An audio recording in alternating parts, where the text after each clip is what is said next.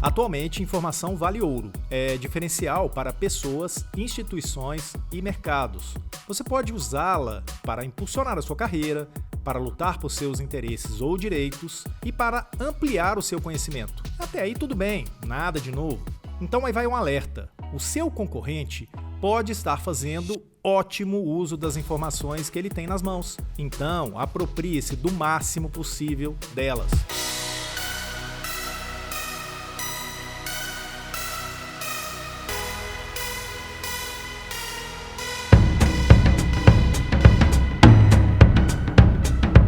Olá, tudo bem? Que bom que você está aqui, pois começa agora o episódio 45, o último desta primeira temporada do Físio ITO em Movimento. Tudo que rola na fisioterapia e na terapia ocupacional em um só podcast. Este podcast tem conteúdo produzido pelo Conselho Regional de Fisioterapia e Terapia Ocupacional da Terceira Região, o CREFITO 3, autarquia federal que faz a fiscalização profissional em todo o estado de São Paulo. E é feito para você que é profissional das áreas ou deseja ser fisioterapeuta ou terapeuta ocupacional. Bom, eu sou o Túlio Fonseca, gerente de comunicação aqui do Conselho. Eu sou a Mônica Farias, sou jornalista aqui no Conselho.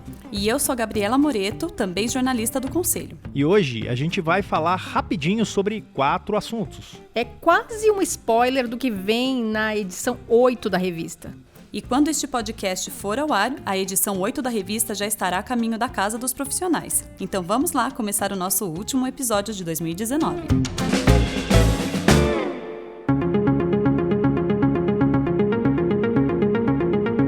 A gente começa o episódio de hoje pela capa da revista. E antes de começar, eu queria só falar um pouquinho do como é que a gente vai funcionar. Eu vou fazer algumas perguntas para jornalistas que escreveram as matérias e que construíram toda a base de conteúdo que foi levada na revista para vocês. E a gente vai entender um pouquinho sobre 4 dos temas que a gente vai trabalhar. Ok? A gente começa pela capa. E aí eu queria ver, Mônica, qual é a diferença, da matéria desta edição para aquela outra que a gente fez na edição 4? Daquela revista da capa amarela, que saiu lá em agosto de 2018. Bom, a diferença principal é que a gente está abordando nessa matéria um outro lado da questão. Naquela primeira edição 4, a gente falou muito a respeito do que a lei garante para o fisioterapeuta e para o terapeuta ocupacional, para que ele possa atuar tranquilamente, sem ter medo das ameaças, entre aspas, das entidades médicas que entram na justiça buscando proibir essa atuação. E dessa vez, a gente está olhando para um outro aspecto. O porquê as entidades médicas, ao longo da história, dos últimos 25 anos quase, resolveram mudar a história e abraçar a acupuntura. No começo eles rejeitavam e começaram do nada a dizer que era deles. A gente pode falar que as duas matérias são complementares, então. Sim, é interessante. Para entender toda a questão, é interessante ler as duas matérias, a da edição 4 e, claro, a dessa edição.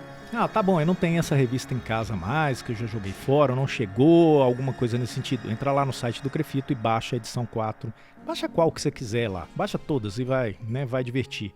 Mas a gente tem a revista 4 lá fácil para você ver. Agora, o que a gente pode destacar nessa matéria, dessa edição, Mônica? O que você acha que foi o ponto principal aí? Olha, para começar, nessa matéria sobre acupuntura, a gente, como eu já disse, decidiu trazer um outro lado da questão. E que na edição 4 a gente tinha tratado mais sobre a questão legal, Qual a base legal que permite que qualquer pessoa, e qualquer pessoa mesmo, que hoje queira estudar e praticar acupuntura, pode fazer. Não tem nenhuma lei que diga que a acupuntura é desse ou daquele profissional. Aquela matéria da edição 4 foi por esse lado. Nessa matéria aqui, o que é legal destacar é que a gente traz informações que colocam em xeque os argumentos que as entidades médicas têm utilizado para forçar a barra de que a acupuntura é um ato médico exclusivo da medicina. E aí é legal, vamos destacar, é forçar a barra mesmo. Quem não entendeu ainda, vai ler a matéria, porque é forçação de barra, é só, puro e simples. Com não matéria, vão entender exatamente, mas antes da gente continuar a falar dessa matéria, eu acredito que é importante fazer uma observação. A gente não está falando do médico ou profissional que está contestando o seu direito físico, o seu direito TO de exercer a especialidade em acupuntura e de exercer essa prática.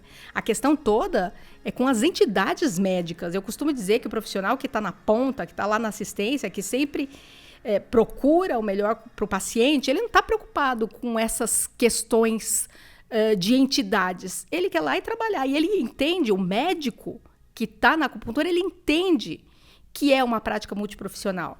Quem não entende e que não quer entender são as entidades médicas. E aí a gente pode imaginar por quê, né? Agora, qual foi a informação mais importante revelada, né, nesta edição, Mônica? Então, a gente fala muito, né, tenta desvendar vários porquês, né? E principalmente por que as entidades médicas, desde o final dos anos 90 e principalmente nos anos 2000, 2001, 2002, 2004, teve coisas bem fortes. Por que essas entidades, e vou nomear aqui as entidades, o CFM, Conselho Federal de Medicina, e também o Colégio Médico Brasileiro de Acupunturistas. Eles têm batido bastante nas profissões da saúde que ousam dizer que podem ser acupunturistas. No caso do ousam, é interessante que a fisioterapia foi a primeira a ser regulamentada em 85, 10 anos antes de a medicina. Ok, a gente também pode.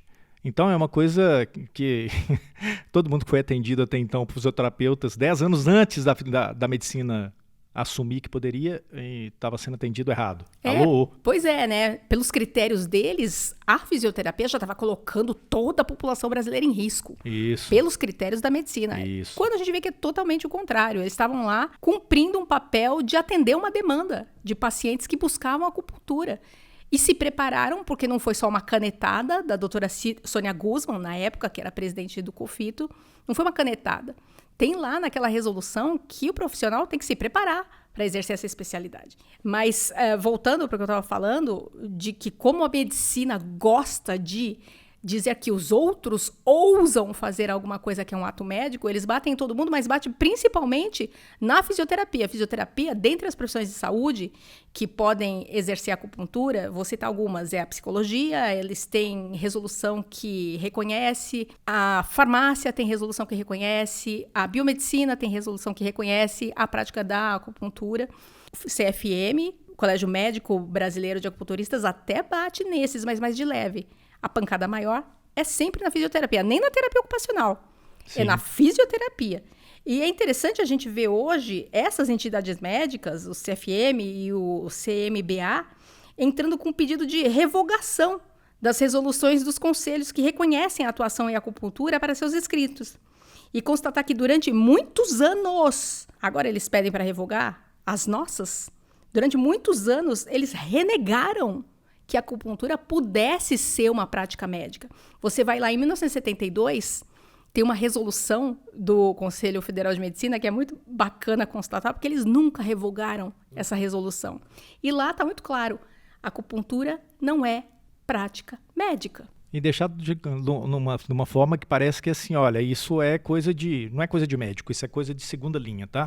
Exatamente. E agora vem reconhece, né? Não, isso é nosso. Tem lá, a gente até... Tá bastante documentada a matéria, isso é bastante bacana, porque nada a gente tirou da cartola. Tá tudo em cima de documento, a gente dá as referências dos documentos para quem quiser ir lá, olhar, ler, beber na fonte mesmo, e como eles desprezam mesmo a acupuntura, né, que não tem comprovação científica, equiparam a outras práticas como antroposofia, fitoterapia, que não tem comprovação científica nenhuma, e eles negam. Não é nosso, não queremos, não tem validação científica nenhuma. E fizeram isso durante muitos anos. Aí, em 95, aconteceu alguma coisa que... Uau, né? Agora a gente pode salvar o mundo. Aí, as perguntas da matéria, elas vão em direção a esses porquês. Por que bate mais na fisioterapia? Por que, de repente, em poucos anos, deixou de ser uma coisa não científica para ser uma coisa científica? Então, a matéria ela vai muito por esse lado.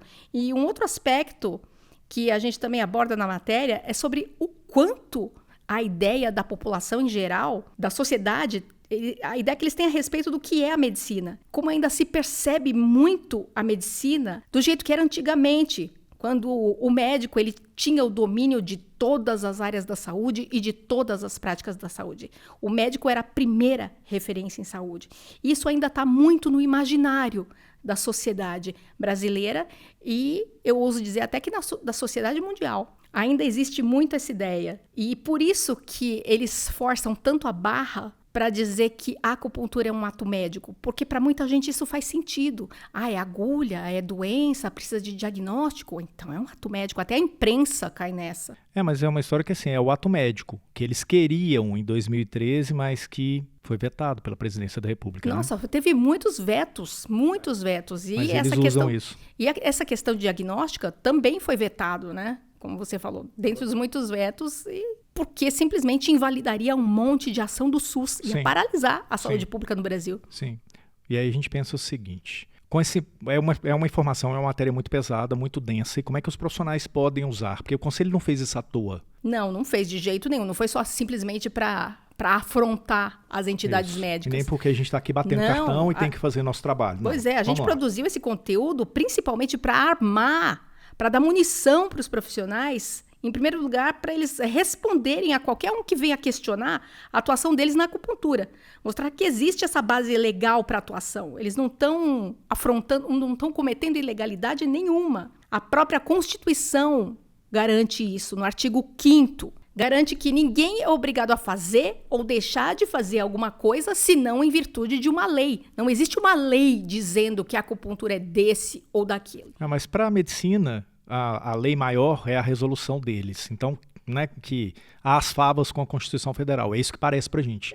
Então, é uma categoria que, numa boa, as instituições que estão guiando a medicina atualmente estão brincando com a sociedade brasileira. É isso que é a história. Estão brincando. E a brincadeira mesmo. vai levar a desassistência, como levou mais médicos. Então a gente não quer levar uma polêmica política nesse momento aqui, mas eu acho que é uma situação que precisa ficar claro às pessoas. Precisa ficar medicina, muito explícito para a sociedade inteira. Quem manda na medicina atualmente quer simplesmente que tudo venha para a medicina e que a população sofra um pouco, porque é a medicina quem manda. Porque, tudo bem que só tem 600 acupunturistas reconhecidos no Brasil inteiro. Não, a gente dá conta dos milhões de brasileiros. Não tem que compartilhar com a fisioterapia, com a enfermagem, com a farmácia, porque 600 especialistas reconhecidos pelo Colégio Brasileiro, Médico Brasileiro de Acupuntura, eles dão conta de atender o Brasil inteiro. E além, voltando para os motivos pelos quais essa matéria é importante, não só para a pessoa se fortalecer, mas também para parar de se apavorar. Porque toda vez que se publica alguma coisa, justiça derruba a resolução, isso é sempre... As entidades da medicina que sempre divulgam isso. A justiça cassou a resolução do COFITO, né? A resolução de acupuntura. Eles sempre dizem que agora o fisioterapeuta não pode ser mais acupunturista.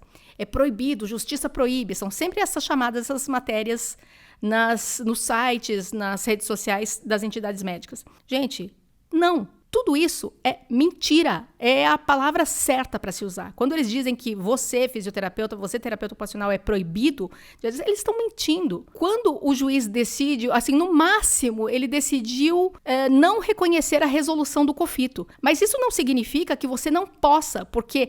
Volto para a Constituição. Ninguém é obrigado a fazer ou deixar de fazer alguma coisa senão em virtude de lei. Se não tem lei dizendo que você, fisioterapeuta, não pode, então você pode. E tem uma outra história que aí vai um outro puxão de orelha, que os 18 regionais e o Conselho Federal de Fisioterapia e Terapia Ocupacional estão em plena atividade com relação à comunicação, nas redes, nos sites. Cada regional se vira para falar da melhor forma. Se você é fisioterapeuta ou terapeuta ocupacional, o conselho que fala para você é o conselho do sistema COFITO-CREFITOS. Pois é. Então, se você quer seguir o CREMESP, se você quer seguir o CFM, então vá se formar para medicina. Profissão, né? Porque então, fica dando mais trela, mais ouvido para o que diz o CREMESP do que para o que diz o CREFITO 3. É isso que eles querem. Agora é o seguinte, quer saber mais? Vai para a revista, tá bom? A gente vai para o segundo assunto.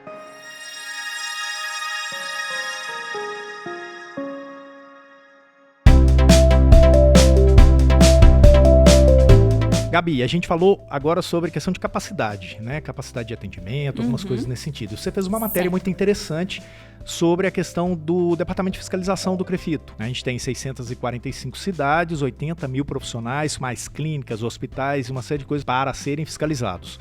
E a gente tem atualmente 32 fiscais, o número vai ser ampliado para 42. E o que você viu nessa matéria, né? Como é que, em linhas gerais, o que o profissional vai encontrar lá? Então, a fiscalização é um departamento que está sempre em pauta nas nossas revistas, né? A gente sempre tem uma novidade para contar sobre a fiscalização, seja nas matérias do dia a dia que a gente faz aqui, seja na revista.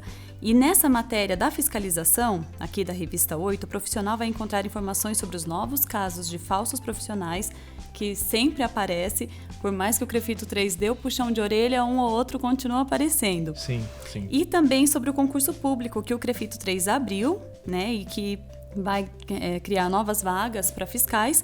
E também o que a gente trouxe de legal, um comparativo das infrações registradas pelo DEFIS entre os anos de 2018 e 2019. E o que você pode destacar desse comparativo? Olha só, Túlio, o que me surpreendeu nesse comparativo foi o aumento que o DEFIS registrou em alguns pontos, como estágio irregular. Em 2018, foram registrados 452 casos, e agora em 2019, esse número subiu para 638. E aí vem uma coisa interessante que é o fisioterapeuta e o terapeuta ocupacional geralmente falam com muito fervor. Fisioterapia é com fisioterapeuta. Terapia ocupacional é com o terapeuta ocupacional. Então vamos botar uma vírgula aí. Não com estagiário, ok? Sim, com certeza. E eu acredito que o CREFITO vai ter um trabalho assim para educar esses profissionais, de repente reforçar sobre o estágio irregular para que novos casos não aconteçam, né? Para que haja uma diminuição desse número tão alarmante. E outro dado importante também diz respeito aos casos de exercício ilegal, que a gente já falou. Em 2018 foram 8 casos registrados e em 2019 o DEFIS registrou 23. É muita coisa, né, Túlio? Bom, se as pessoas ainda tiverem dúvidas sobre a questão de estágio irregular, a gente já fez material sobre isso. Basta dar um Google lá no material do CREFITO e dar uma pesquisada que é fácil. Bom, mas a matéria também não tem só coisa ruim, né, gente? O profissional também vai conferir o que diminuiu nos dados da fiscalização do DEFIS, como, por exemplo, a ausência de prontuário. No ano passado, o DEFIS registrou 659 casos e agora, em 2019, o número caiu para 608. E qual a relação entre a atuação do Departamento de Fiscalização e o combate ao exercício ilegal, Gabi? Olha só, como o próprio nome do departamento diz, fiscalização, ele é o responsável por fiscalizar os profissionais, bem como identificar irregularidades como as apontadas na matéria. E para tornar o departamento ainda mais presente, o CREFITO 3 lançou o edital de concurso público, que você comentou, né, um pouquinho antes, Sim. para contratação de novos fiscais e ampliar a cobertura no estado de São Paulo. Isso vai ser muito bom. E a gente espera que haja diminuição, né, nesse monte de casos de infrações. Vão continuar acontecendo, mas vamos ver. Menor número, né?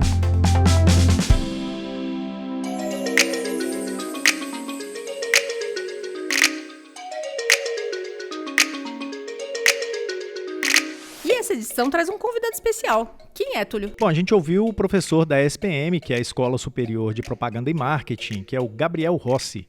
Ele também é palestrante e consultor em marketing e tem um diferencial que chamou muito a nossa atenção, que é justamente o fato de ter na sociologia e na antropologia toda a sua base de estudo. O que aprendemos com isso? Que o ponto central do marketing não está na curtidinha de rede social, nem na arte, nem na foto, nem nas próprias redes. O ponto central está nas pessoas, no seu cliente. Essa entrevista, ela teve origem na gravação dos episódios 25 e 26 do podcast. Quem não ouviu, ouça lá. Na sua opinião, Túlio, qual o grande destaque deixado pelo Gabriel? Bom, eu vou falar então para quem está ouvindo a gente. O principal destaque está justamente no seu cliente. E o alerta é, o que você acha que sabe sobre o seu cliente pode estar errado. Então, eu não vou contar os segredos, mas o Gabriel deixou muito claro. Não dá para achar que conhecemos o cliente com base em informações que sempre foram usadas, tais como idade, classe social, etc. Hoje a coisa é muito mais dinâmica e muito mais complexa. O seu cliente hoje tem muita opção de escolha no mundo e o principal concorrente do seu serviço, do serviço que você presta, pode estar escondido onde você menos espera. Não é no consultório do seu colega, não está na área de saúde, está em tudo quanto é lugar. Aí o seu concorrente está no mundo, entendeu? Hoje a disputa é por atenção. Em alguns casos a pessoa vai deixar de fazer um tratamento para se dedicar a uma outra coisa mais interessante, mais chamativa, que não é que ela goste mais. Conhecer essa pessoa é o primeiro passo para o sucesso do seu negócio, da sua carreira. E essa preocupação com o cliente leva a uma outra constatação. Sim. O Gabriel deixa uma outra dica, que os profissionais deixem de usar o espelho e venham para as janelas. Talvez as pessoas não tenham entendido muito essa lógica, mas em linhas gerais é o seguinte, o espelho você enxerga apenas a si mesmo. Você está olhando para dentro. Na janela, você enxerga o mundo, as pessoas, tudo. Todo mundo que está lá fora. E o segredo de qualquer negócio está no mundo real, não naquilo que você acha que é real. E o marketing é a ciência que vai lhe proporcionar as ferramentas que analisem, estudem e compreendam o comportamento do seu cliente. Como é que foi aquela história que o Gabriel falou de batom em porco? Aquilo é muito legal, muito legal. No mercado, olha, gente, não adianta a gente maquiar, disfarçar. Porque, eu faço uma coisa bonitinha aqui e ok, né? Pega o porquinho, passa o batomzinho. Exatamente, vai ficar uma beleza, né? Então a prestação de serviço, ela tem que ser bem feita. O cliente tem que estar sempre surpreendido, né? Tem que ter atendido todas as suas expectativas e ter o seu desejo. Ele tem que desejar voltar à sua clínica, ao seu atendimento, né? Então, acho que esse é o ponto. Aí o Gabriel dá uma dica de ouro, a força do boca a boca. Ele fala sobre isso. Agora, se você interessou, vai lá na revista, porque eu não vou te contar mais não.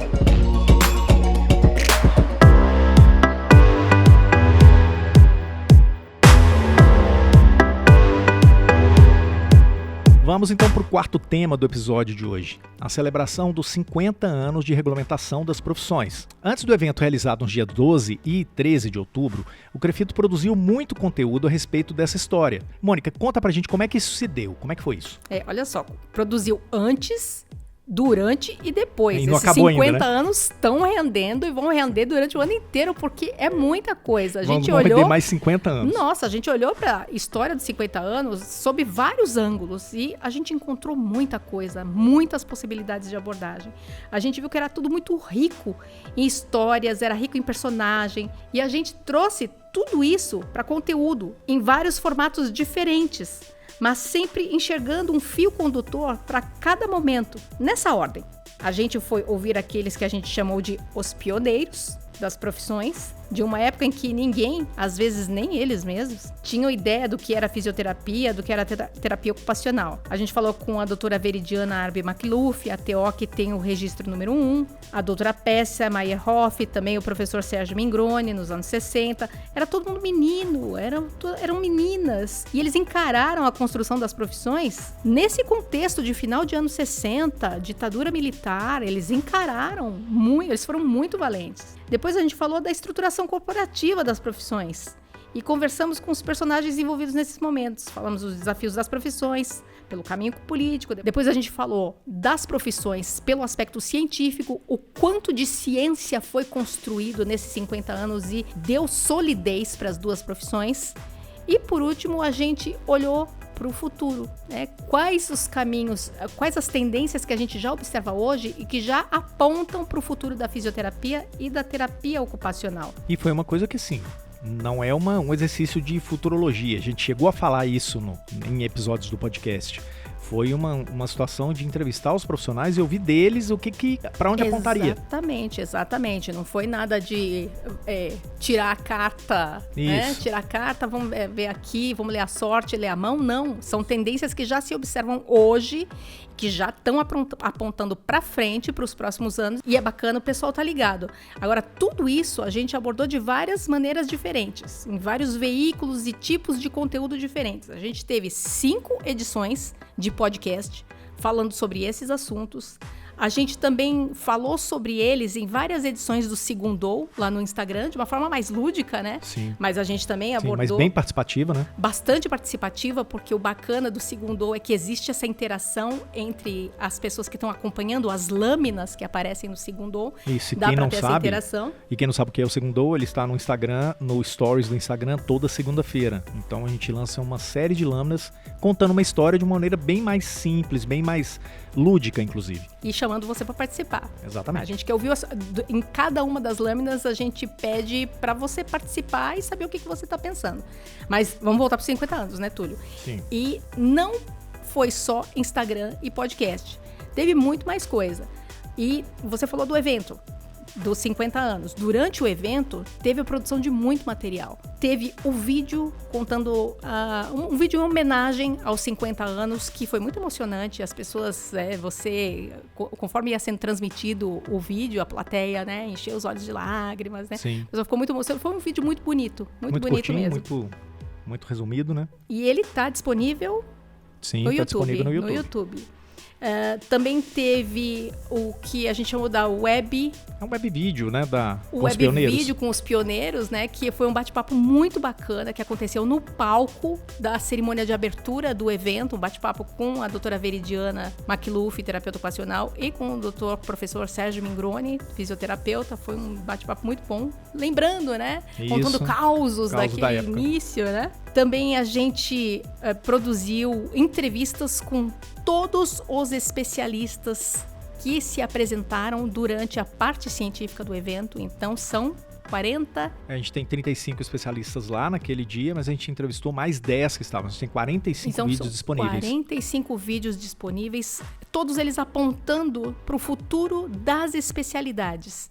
Então, a gente já está trabalhando os 50 anos já de uma outra forma, olhando para o passado, celebrando o passado, mas apontando para o futuro. Por quê, né? Fisioterapia, terapia ocupacional, não param. Isso fora os próprios vídeos das palestras.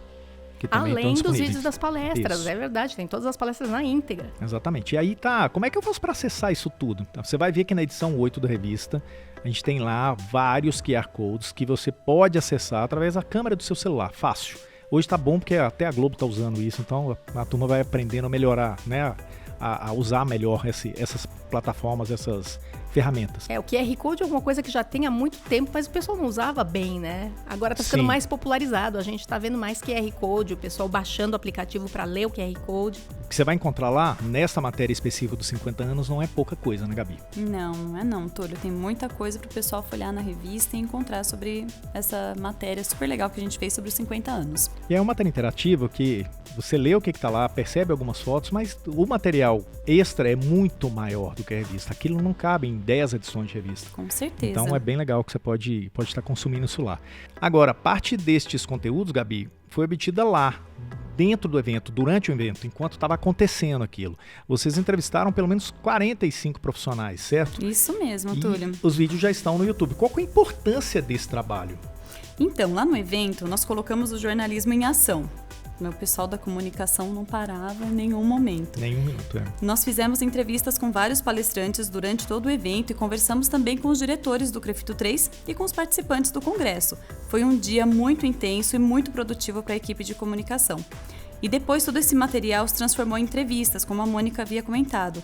E eu acredito que esse trabalho é importante porque ele apresenta ao profissional que nos acompanha e mesmo os estudantes de Fisio e TO um recorte da profissão e um aprofundamento da especialidade que o profissional especialista trouxe ao evento.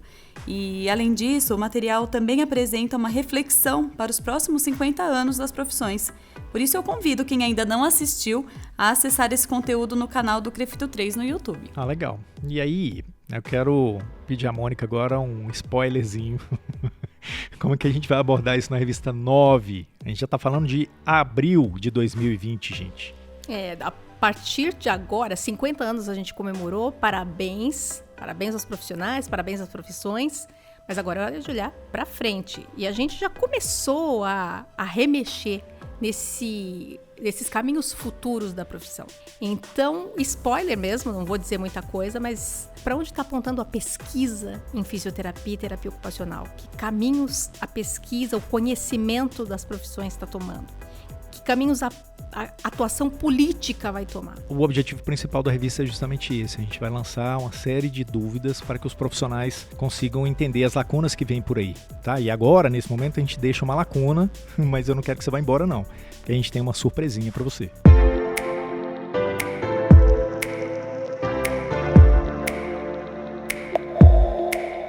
E a surpresa que o Túlio falou agora é uma surpresa tanto para nós quanto para vocês.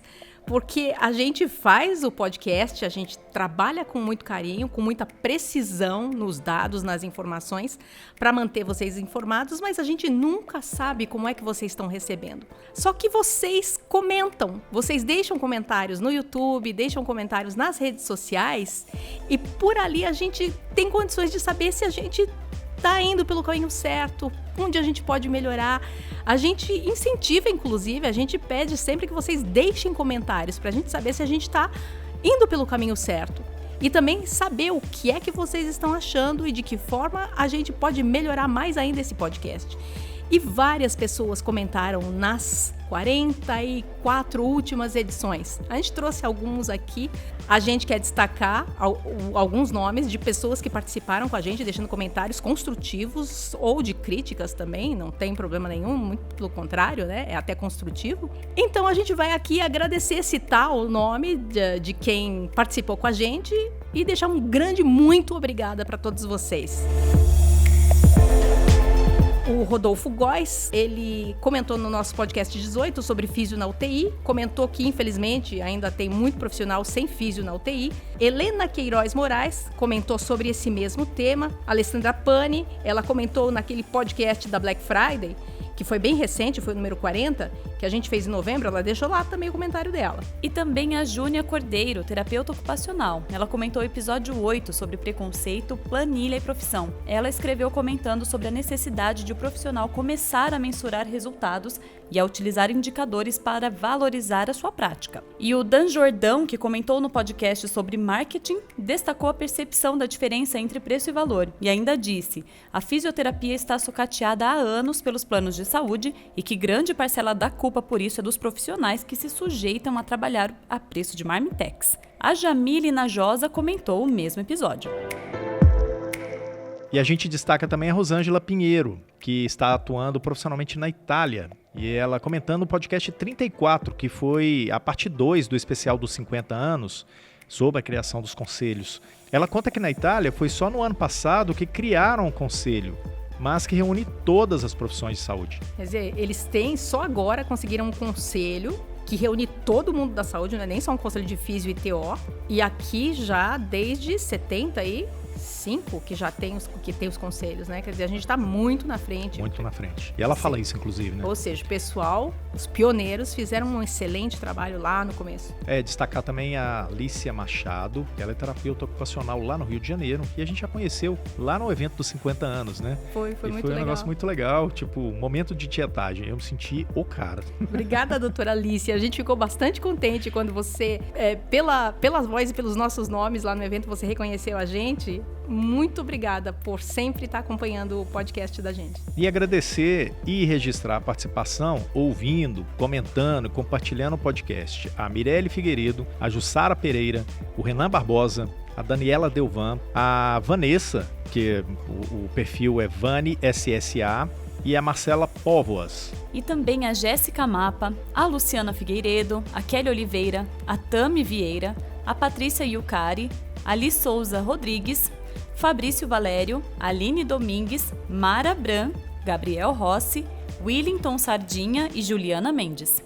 E ainda o Cássio Stepanik, o Rodolfo Góes, a Maria Dolores Santos, o Eduardo Bueno, o @BinhoCorreFeliz, a Isabel Tavares, a Aline Avelino, a Cassie Maia, a @Deia_Virag, a Tamires Marcelino, o Rodrigo Rocha, Ana Elisa Klein, a Carla Raquel Dyer, o Colégio Brasileiro de Quiropraxia e Terapias Manuais, a @Damila COMD e a @Ana Caroline PL. A todos vocês, muito obrigada por estarem com a gente por esses 45 episódios do podcast. É isso aí, suportando e caminhando conosco para academia, caminhada, ônibus, metrô, estrada, onde for. Né? Valeu, pessoal, muito obrigada. É isso aí, agora a gente vai deixar um dever de casa. Cada um de vocês tem que trazer mais 3 para ouvir o podcast no ano que vem e comentar. A gente quer fazer um podcast só de agradecimento no ano que vem, tá ok? Fevereiro tá aí.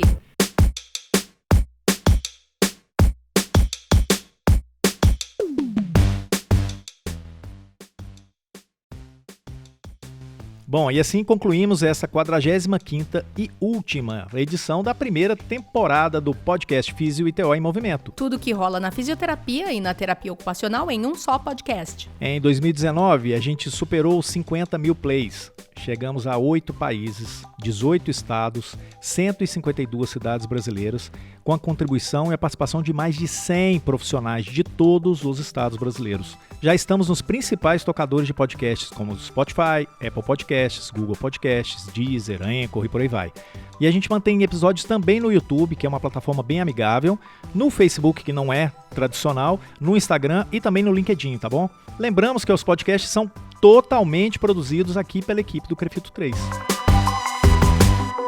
É isso aí, eu sou o Túlio Fonseca, gerente de comunicação aqui do Crefito 3. Eu sou a Mônica Farias, eu sou jornalista aqui no Crefito 3. E eu sou a Gabriela Moreto, jornalista do Crefito 3. O Fato ou Fake e as redes sociais têm monitoramento da estagiária de Relações Públicas, a Ana Carolina Soares. A produção de áudio é do editor de vídeo do Crefito 3, o Rodrigo Cavalheiro. E as artes das postagens do podcast nas redes são produzidas pelas estagiárias de design gráfico Eduíne Azevedo e Juliana Mayumi. Gostou dessa edição aqui do podcast? Então compartilha com os colegas. E atenção, a segunda temporada do Físio em Movimento volta em fevereiro de 2020. Mas enquanto a gente está aí preparando as novidades para você, você pode ouvir os anteriores, compartilhar com seus colegas. Olha, eu garanto, tem muita coisa importante sobre a sua profissão esperando para você ouvir. Até fevereiro de 2020, pessoal. Hasta la vista! Tchau, tchau!